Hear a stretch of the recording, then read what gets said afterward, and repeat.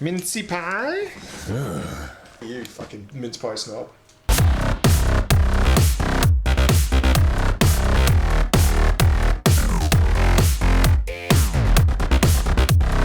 Merry Christmas, bitches. Where you got a... Where's the hat? Oh. Yeah. Hi. Welcome back. How you been? It's been a while. We had a little break. Did you guys notice? You didn't even miss us, did you? No, you no. bastards. So we had a little break. We've been very busy. So we thought, right, rather than try force out new content, you know when you're sitting on the toilet and it's just not happening, then you're kind of like, you know what? I'm going to go away, do some other stuff, and then come back, and then smooth movement. Smooth movement. I don't know where I was going with that. You know, sometimes you just start talking. Actually, leave a comment down below if you're on the toilet and watching this right now. Actually, we've been busy, haven't we, Jimbo? We've been busy. Mad Science Films. Yeah. So anyway, many things. Last week you should have enjoyed James Morris. Instead of a new episode of the vlog, you should have enjoyed James Morrissey's amazing score for The Little Monster. We dropped that out on our Bandcamp page. So previously that was only available to our Indiegogo supporters for the DVD campaign. But we thought, right, it's been coming up to, well, it's been a year since we actually launched that campaign. So, you know, we released that to peeps. So hopefully you guys enjoyed that. Yeah, I had a lot of fun creating that score. Let us know your favourite track. On the keyboard, actually you can see that in shot. Just by there, that's where the magic was happening. Watch this. I'm going to dub on some really good piano music to make it look like, you know, the only thing I can play is Frère Jacques. Oh god, this hat is really squeezing my head. You're turning purple. It's freaking tight. Fucking scanners. So going forward, what we kind of thought is we're going to, instead of coming out with weekly episodes, which has been what we've been doing for the past 2 years, we're going to move to a monthly update, but with, if, you know, added content kind of comes to us, like additional ideas, then we'll drop those in addition to that. Because, Jim, why are we making that change? Basically, it's quality or quantity, isn't it? So, forcing videos is never a good idea because... Like poop. It's not a good idea to force poop. You'll blow a blood vessel in your eyeball. I've got my fucking train of thought now. We don't want to be churning out guaranteed videos every week if they're going to be not up to par. So we'd rather not push ourselves with that. Focus on the monthly... videos, put all our efforts into that, and then obviously if something comes up in between, like a new bit of kit or some advice, some tips we've kind of thought would be very helpful for you guys, and obviously then we'll create that video. But yeah, it's about quality, not quantity. A year ago, we kind of decided what we wanted to do going forward is, obviously our main goal is to make feature films that we want to make, and that nobody else will help us make unless we make them. But what we identified was we could, you know, obviously always do with expanding our audience. So that's very much been the focus the past year. Hence kind of like the move to doing like how-to videos and tech reviews and stuff like that is building our audience. And yeah, you know, engaging with our audience and stuff like that. We've been really successful on that. We're really happy with how that's gone. But the vlogs are always the secondary goal. The primary goal is always to kind of make, you know, be creative and do that. And we've noticed a shift this year in more and more of our time has gone over to the vlog, and we've had therefore less time to do the creative stuff. So we also want to make sure we're focusing on creative stuff, because one of the things when we were kind of like racking our brains for, like, you know, okay, video ideas was, well, if we just did creative stuff, that would help inform the how-to It's that vicious circle. So the more creative things we do, then the more things with the more ideas we get for videos which are relevant and what people want to kind of watch and listen to. So so by not kind of focusing on the vlogs all the time, we're being more creative and thus having more ideas for videos. Plus, you know, you guys are busy too, so, you know, you might not be wanting to watch, you know. Do you want to see our faces every fucking week? I know some of you do. That's fine. You're welcome. Hi, Robbie. So this is the first one of these. This is our December update. So, Jim, what have we been up to? Oh, God, what haven't we been up to?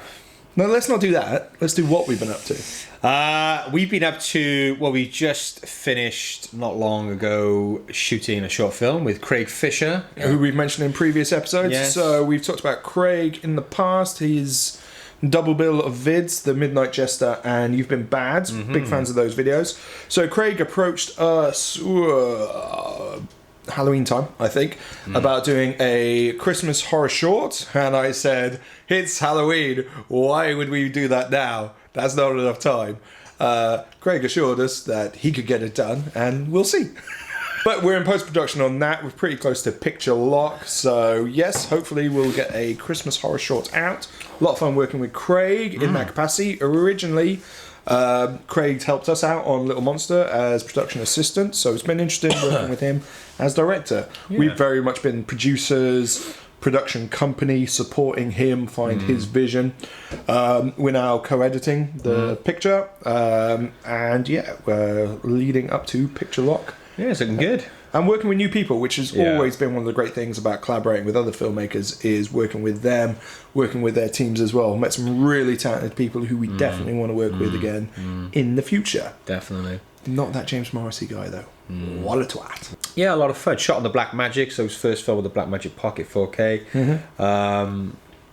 Interesting using that camera, finding out a few things, which is nice. Overall, it was quality. And naughty. Yes. Christmas. Naughty and nice, yeah. Quite Naughty! I've actually bought a mannequin head just over there to do some tests and stuff. I'll introduce you. You've not seen this, have you? No. I didn't want to mention it because I didn't know what it was for. Right, my housemate's awfully worried about me. But yeah, I mean, does the mouth open? Because that's my concern. What's her name? Sorry, I didn't mean to assume her gender. I've actually not named it yet. How dare you? I don't know, actually. You like? Barbara. Yeah. It's got to be Barbara. We're coming to get you, Barbara. Exactly. So this in fact, it was Philip Bloom that inspired me to get a mannequin head. I don't know if you know Philip Bloom. He's a DP. He's got a cool YouTube channel, Philip Bloom. YouTube channel, I think it's called. And very creative. Good name. May I? You may. Big neck, and it's a big neck. But anyway, he uses a mannequin head for like lighting tests and all sorts of tests. And it's just easier rather than getting somebody over to sit there looking awkward and uncomfortable. Yeah, a lot of fun, isn't it? Right, he's been protesting. Yeah. You just want me for my looks. So yeah, bought a mannequin head for some tests. So you may see this in the future. So yeah, bought a mannequin head. And the wig should be with me tomorrow, actually. Yeah, so Jim, this is the weirdest thing you've done so far. Yeah. So recently, we've been looking to bolster our showreel. So myself and Tom, for the corporate stuff now. Yeah, so we are venturing into more corporate work, the Mad Science Video Production branch. So stepping away from the narrative stuff, which we do, we really enjoy. That's our passion. But we obviously, we have a lot of equipment. We have a lot of experience, a lot of knowledge about video and filmmaking. So we want to kind of turn that into money to finance what we do here in terms of the films and buying new gear and all the rest of it. So we need to bolster our showreel. So myself and Tom, we just recently shot some food, some kitchen foodie kind of videos, because we want to do different types of videos, so we appeal to food catering companies. We can appeal to corporate office kind of work environments. So we're trying to fat people. Yeah, well, maybe some fat like people. Food. Yeah, maybe we should do that. I mean, I'm allowed to say that. I'm on the chubby side. Rather than, I mean, we've done this as well, but obviously we've done a certain amount of corporate work already and we've used that footage, but we looked at it and we're like, okay, what are we missing? What have we got? We've got plenty of talking heads, got some stuff from hairdressers and other stuff as well, which drops in nicely, but what things are we missing from there?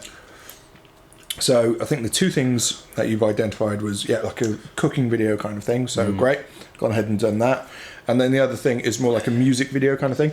And then rather than doing the whole music video, the idea is just get the shots that you'd want to see in a showreel and do it that way. And much more straightforward. Obviously a lot more low budget as well. Yeah.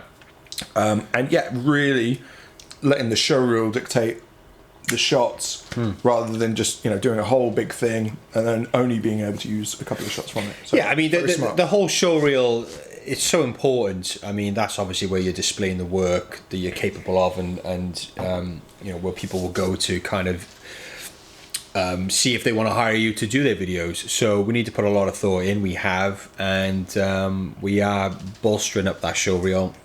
looking to get some cool action stuff. Yeah, I'm learning Kung Fu. Yeah, maybe not action-packed. In fact, if you are somebody who's looking for video work, then drop us a line, because we may be available. If you're fat or like Kung Fu,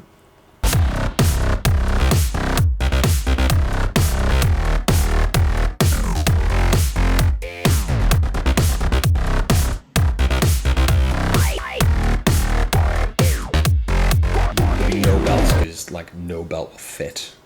They're that fat. It's just a lot of heavy breathing, panting and sweating, potential cardiac arrests. well, I think we're venturing into fat phobic. We've got to be careful. Again, we're chubby.